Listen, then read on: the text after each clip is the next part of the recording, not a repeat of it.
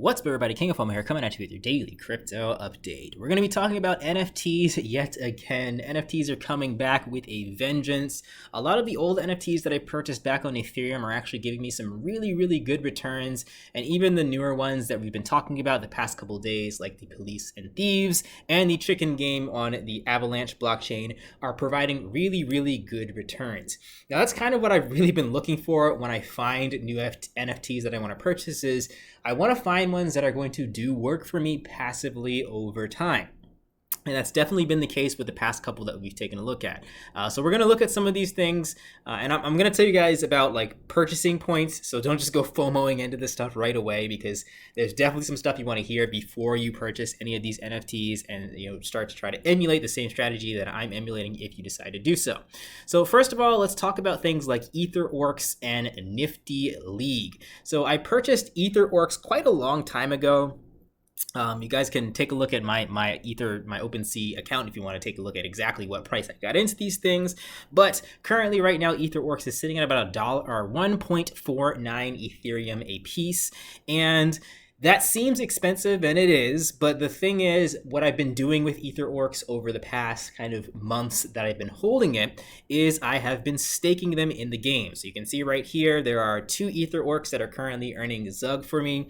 And the way that this Zug value works, I believe, is whatever plus value you have is the amount of Zug that you're going to be making every single day.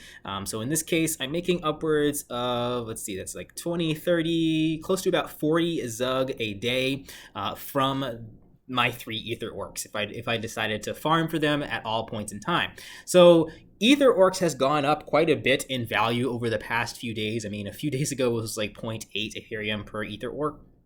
And so has the price of their native token, the Ether-orcs Zug token. So like I said, I'm making about 40 of these things a day, which is about $50 a day. So not too shabby, especially when I know that the price of these NFTs, some people can't really justify paying such a lot of money for these online things that don't really do too much. But when you can do things like staking with them over time, they do add up into where you can potentially make a profit. But again, don't go FOMOing into them yet, because I'm going to tell you guys good buy-in points for these things, or at least buy-in points that I think are better than they are right now. So that's what's going on with Ether-orcs, and there's a lot of other things. I compared this to the Police and Thieves game to show you guys kind of what might come soon for Police and Thieves. So Ether-orcs has evolved a lot over the past kind of couple months since it's been out.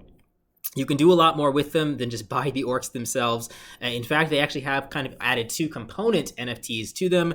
These are Ether-orcs items, and they have Ether-orcs allies. And these things right now are trading at about close to about a little over a half in Ethereum as it is.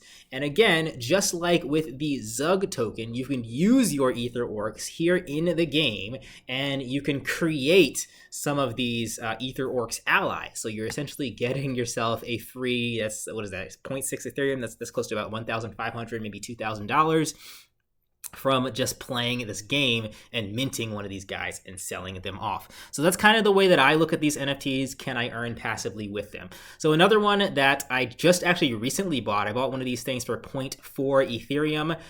Their floor price is now 1.29 Ethereum. So that's close to about a 3x in the past couple days since I purchased these things. This is the Nifty League's NFT. So Nifty Leagues, you can actually play a game, download a game. It's kind of like Super Smash Brothers, really rudimentary, basic version of Super Smash Brothers. You can use these little characters, and they have their own little attacks, and you can do more with them, I'm assuming, in the future as Nifty League continues to develop. But this game is completely available. All you need is an NFT to play it. So you can see that the development is more than just your JPEG NFT that you see. And you also, just by having these things, you can earn some NFTL, or Nifty League tokens, right here. So you can see that in the past, I guess it's been maybe 4 or 5 days since I've purchased this thing, I've earned 4,442 NFTL tokens. So we can see how much is 4,442 tokens. That's $300 in the very short amount of time that I've earned this. I'm pretty sure it hasn't been more than a week since I've purchased my Nifty League token. And again, over time, over the next couple of weeks here, if this token continues to kind of go in the same trajectory, the value of Nifty League might be going up, the value of my NFT might be going up, and the value of the amount that I'm earning from the website itself on a daily basis might also be going up here too. So again, NFTs that you can earn passively with is my focus here. Now moving over to the stuff that we've just been recently talking about, let's talk about the Police and Thief game.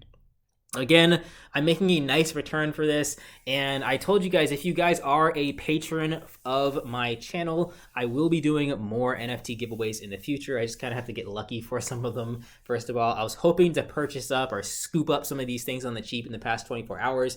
Hasn't been the case. The price has been mostly the same. I'm waiting for a little bit of a dip to get more of these things and potentially do a giveaway with for my patrons.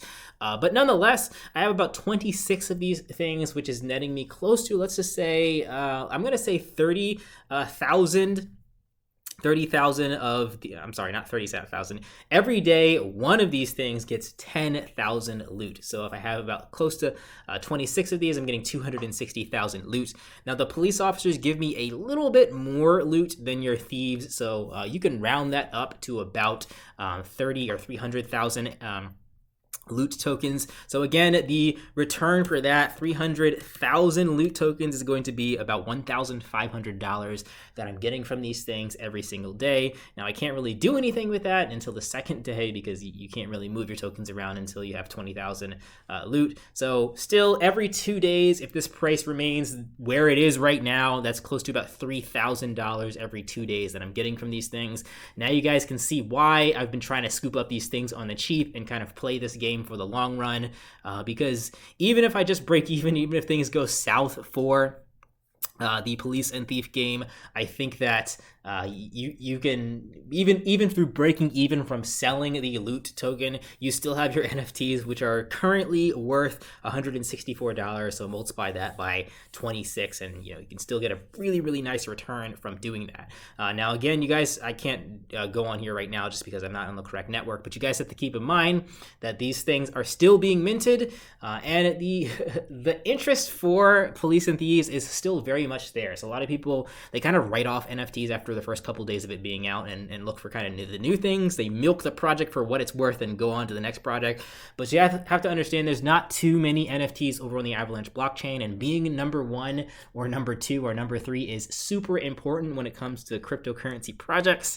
It just gives it such a stronger foothold in staying alive and growing in the long term.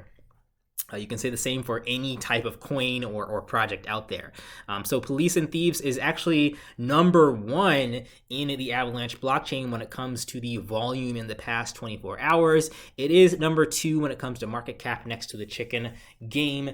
But we can talk about the chicken game next. This is one that I think that a lot of people are playing around with and earning from, and you're getting to the point for the Police and Thief game where people are starting to think longer term. Like a lot of people are starting to think longer term. So that means that loot is more likely to be held. Police and thieves are more likely to be held, unlike the first couple days where just a lot of dumping was happening.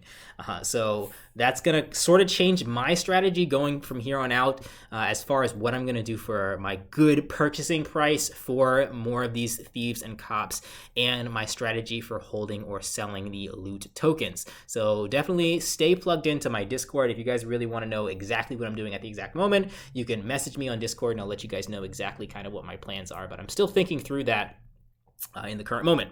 And lastly, chicken. So the chicken game is sort of the predecessor to the Police and Thieves game on the Avalanche blockchain. This has been the number 1 in terms of market cap, and I do like the way that this game plays out in the long term.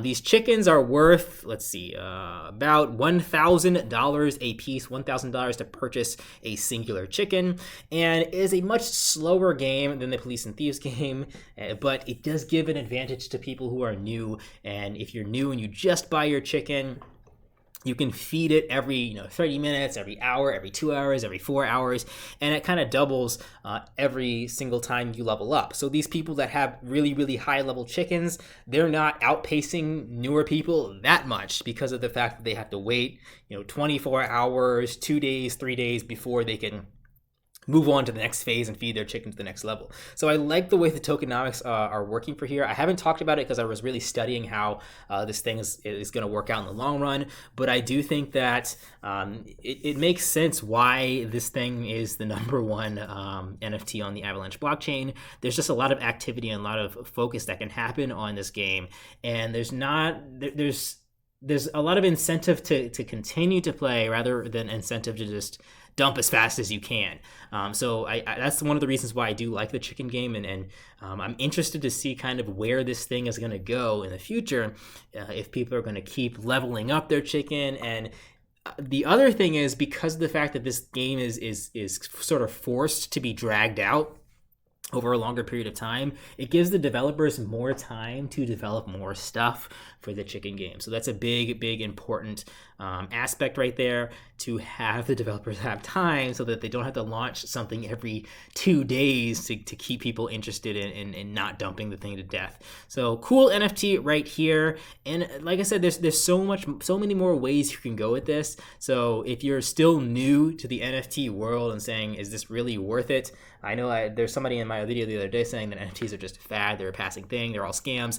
But if you find the right ones, for me, I like the passive ones that you can kind of earn through quasi staking. But if you find the right ones, they can really grow into something pretty big over time. I understand that there's NFTs out there that are pictures, and those are the ones that I don't really buy into, because all they're really doing is talking about how they want to grow the community and not the actual utility and use case of the token or the NFT. But if you're looking for ones like this, where development is really pushing itself to the next level, and it really is paving the path of where the next big hot NFTs are going to be. So I think that games like this are a good place to start with for NFTs, so that you can have an idea in the future of what is going to be successful, rather than trying to roll the dice with a JPEG NFT. Anyway, that is everything for today, guys. I wanted to give you a quick update on all of these NFTs that, again, they're working out nicely. I forgot to mention, I wanted to mention this before the end of the video. Don't FOMO into this stuff right away. One of the things that I've learned in my short period of time of being here in the NFT world is it is not a smart idea to purchase any NFTs that are like at all-time high or in the super green, because you're just going to be left bag holding potentially for a very long time. So if you can find any, it doesn't even have to be these, but if you're looking for these or anything else, do your research. You do have to do your research and come up with your own strategy. This isn't like a regular crypto where you can just buy in and ride it with everyone else. But do your research on finding ones that you like, and then try to find a good buy-in price. The best time, in my opinion, is when nobody's talking about NFTs, when everyone's focused on other things. That's when NFTs are red, and when people are kind of writing them off and saying this fad is finally dead. That's when you want to scoop up some of these ones that are actually doing a good job. So right now, like I said, since Ether-orcs is currently at its, I think it's pretty much at its all-time high at 1.49 ETH. Same with Nifty, with the Nifty League, and just do your own research and finding out a good buy-in opportunity for these things. I don't want you guys to make the same mistake I did and buy these at all-time high and then have to wait months before you just break even. Anyway, that's everything for today, guys. Like, comment, subscribe. Follow me on Patreon if you want to get access to things like giveaways in the future. I'm crossing my fingers that I can get lucky with some mints and be able to do a giveaway in the next couple days here. But I will let you guys know if I find anything else new in my Discord, and then I'll hopefully make some video about it afterwards. All right, guys, catch you in the next video. Peace out.